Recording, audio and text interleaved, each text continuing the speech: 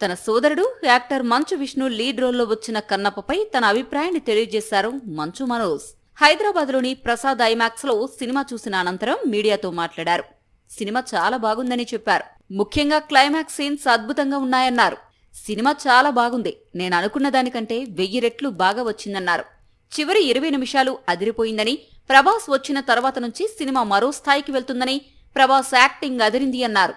అన్న కూడా ఇంత బాగా చేస్తారని అస్సలు ఊహించలేదని, ఈ సినిమా ఘన విజయాన్ని అందుకోవాలని ప్రార్థిస్తున్నానని అన్నారు. మీ శ్రమకు తగిన ఫలితం దక్కాలని, పెట్టిన డబ్బు రెట్టింపుగా తిరిగి రావాలని కోరుకుంటున్నా అని మనోజ్ తెలిపారు. సినిమాలోని కొన్ని సన్నివేశాలు తనను భావోద్వేగానికి గురిచేశాయన్నారు. తన తండ్రి మోహన్ బాబు యాక్టింగ్ గురించి ప్రత్యేకంగా చెప్పాల్సిన అవసరం లేదన్నారు. మంచు విష్ణు కలల ప్రాజెక్టుగా కన్నప్ప రూపొందింది. ముఖేష్ కుమార్ సింగ్ దర్శకత్వం వహించారు.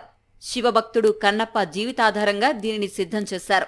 కన్నప్పగా విష్ణు నటించగా, రుద్రగా ప్రభాస్, కిరాతగా మోహన్ లాల్, శివుడిగా అక్షయ్ కుమార్, పార్వతిగా కాజల్ అగర్వాల్, మహాదేవ శాస్త్రిగా మోహన్ బాబు నటించారు. ఎన్నో అంచనాల మధ్య ఈ సినిమా శుక్రవారం ప్రేక్షకుల ముందుకొచ్చింది.